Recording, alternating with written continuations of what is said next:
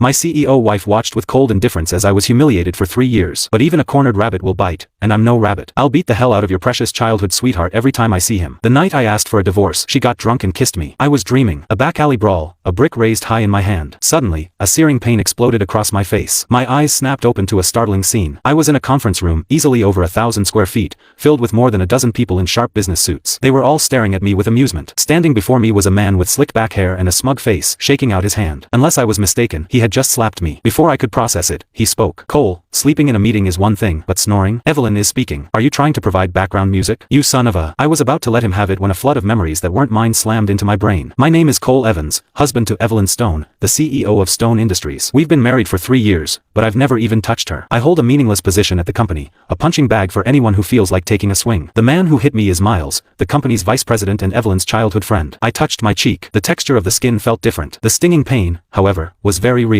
At the head of the table, Evelyn glanced at me, a flicker of a frown on her perfect face, before her eyes returned to the documents in her hand. She was undeniably beautiful. Paired with that icy demeanor, she was the quintessential ice queen. It was no wonder the original Cole had endured 3 years of misery just to be near her. Continue, she said calmly, her voice even. It was as if me getting slapped was of no consequence to her at all. Miles smirked, poking a finger into my chest. Next time, don't even bother showing up to embarrass yourself. His words were cut off by a sharp cry of pain. I had caught his jabbing finger and bent it back. Hard. Everyone in the room froze. The looks of amusement vanished, replaced by something else, something uncertain. Miles doubled over, his face turning a dark shade of purple. Let go. You son of a bitch. Let go of me. His yelling only made me squeeze harder. I watched the sweat bead on his forehead as I spoke, my voice low and steady. Mr. Miles, did no one ever teach you to keep your hands to yourself when you talk? At that moment, Evelyn looked up again, her voice laced with a clear warning. Cole. I glanced at her, then applied more pressure. Miles dropped to his knees with a pained gasp. A collective intake of breath echoed through the room. Then I let go. As Miles scrambled to get up, I kicked his shin, sweeping his legs out from under him. He collapsed to the floor in a heap. The conference room fell into a dead silence. Evelyn's expression finally changed. Those calm, placid eyes were now burning with fury as she stared at me. I met her gaze without flinching. Evelyn, if you can't keep your dog on a leash, I'll do it for you. Miles was still on the floor, more humiliated than he'd likely ever been in his life. His usually composed face was twisted with rage. He stammered, his lips trembling. You. The other executives finally snapped out of their shock. They looked like they wanted to scold me, as they usually would,